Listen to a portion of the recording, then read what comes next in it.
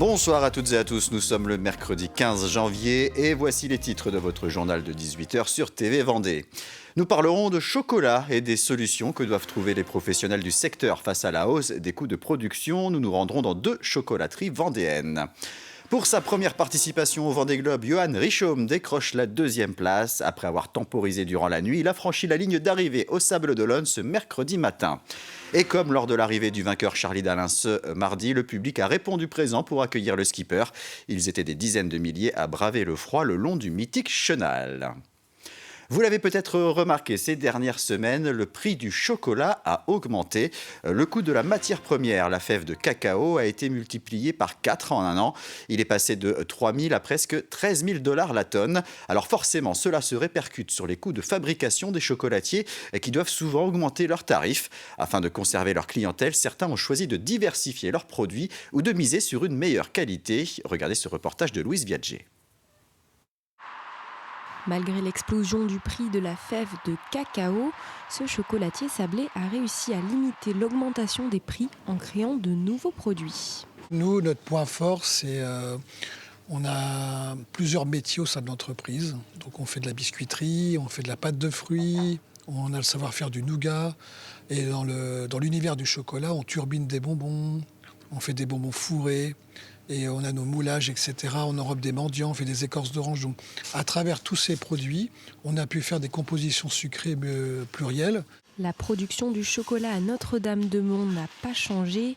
Mélanie travaille directement avec le producteur et les prix de la fève de cacao étaient déjà au-dessus du marché.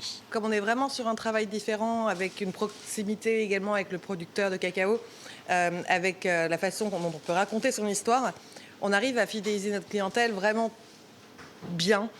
Donc aujourd'hui, notre cacao, il est passé de 10 000 € la tonne à 12 000 € la tonne pour certains. Donc l'impact est quasiment nul. Alors pourquoi une telle augmentation ?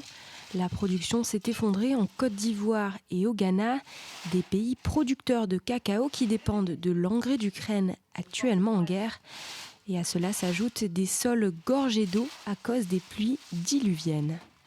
À partir du moment où la production chute, et qu'on le sait, forcément on revend des actions, ce qui fait qu'on commence à rentrer dans un processus de spéculation. À partir du moment où les producteurs de cacao se rendent compte que le prix a augmenté, forcément ils veulent avoir leur partie de salaire qui doivent être augmentée. Ils se rendent compte que ce n'est pas possible, du coup qu'est-ce qui se passe ? On va dans le pays voisin et on va essayer de vendre notre cacao plus cher. Ce qui fait qu'au niveau national, la production continue à diminuer. Ce qui fait qu'on rentre dans un engrenage. Le prix du cacao continue de varier de jour en jour. Pour les chocolatiers vendéens, les fêtes de Pâques seront le prochain test auprès de leur clientèle.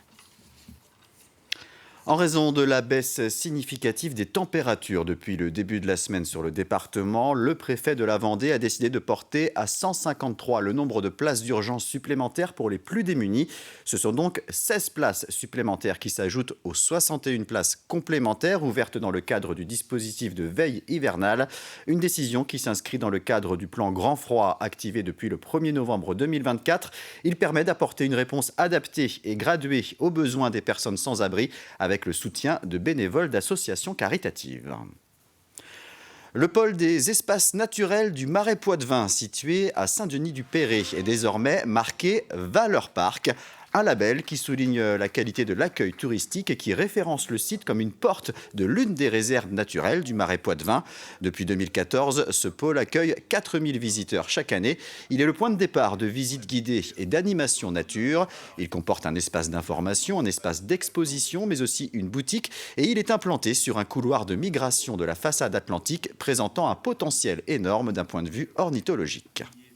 Cette marque qui à la fois récompense les sites touristiques, les produits alimentaires ou les sites artisanaux, ou les productions artisanales, pardon, aujourd'hui récompense un site emblématique qui est un lieu qui dessert différents sites autour de Saint-Denis-du-Péret, des sites de balade. Travailler sur des reconnaissances à la fois du marais desséché et du marais littoral, c'est un élément qui est très très important pour nous, pour que à la fois les habitants, mais également les touristes, appréhendent mieux la complexité de ce marais.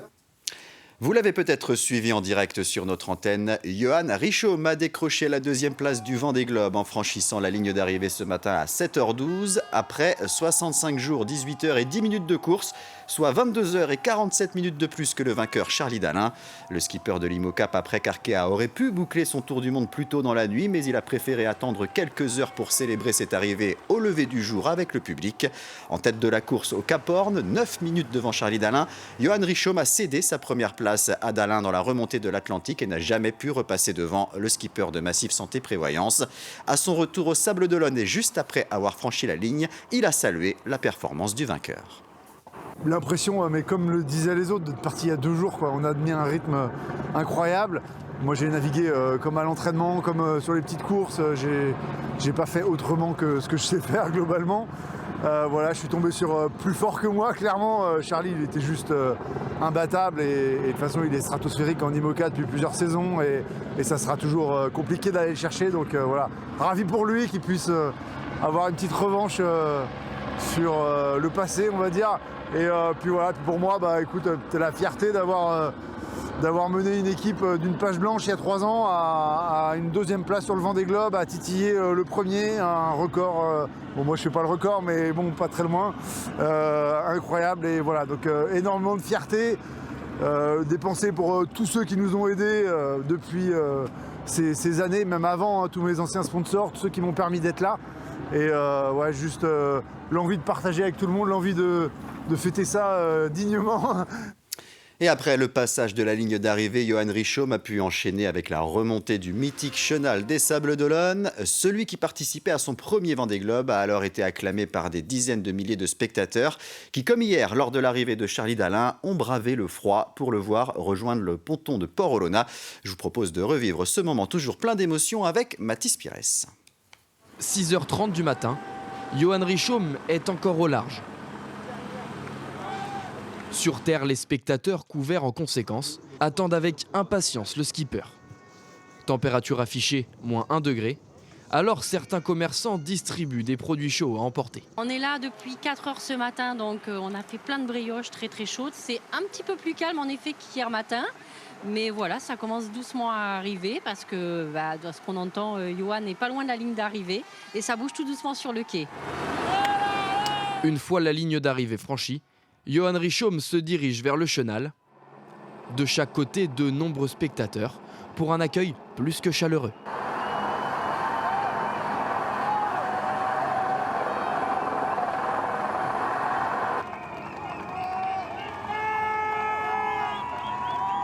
« 65 jours après, Johan Richomme a réemprunté ce chenal où il a pu communier avec le public présent en nombre pour l'accueillir chaleureusement. Et après, il a rejoint le ponton juste là-bas.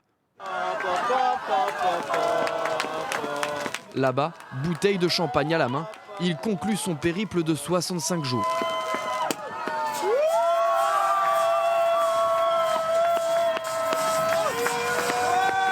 Arrivé là avec tout le monde, c'était hyper chaleureux, c'était génial et voilà, bah écoute, juste la satisfaction d'avoir terminé un super beau projet et de l'avoir bien fini, hein. C'était une de mes craintes, hein, de pas rendre une belle copie. Et dès ses premiers pas à terre, Johan monte sur la scène et s'offre un bain de foule amplement mérité.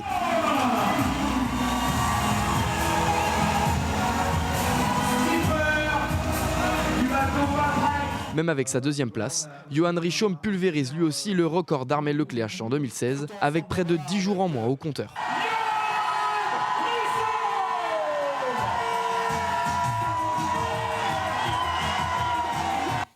Et Johan Richomme, 2e, qui a été accueilli sur le ponton par le vainqueur, Charlie Dalin, le 2e du Vendée Globe 2024-2025, a révélé qu'il était passé tout près d'une catastrophe au 2e jour de course en évitant de justesse une collision avec un chalutier au large du Cap Finistère.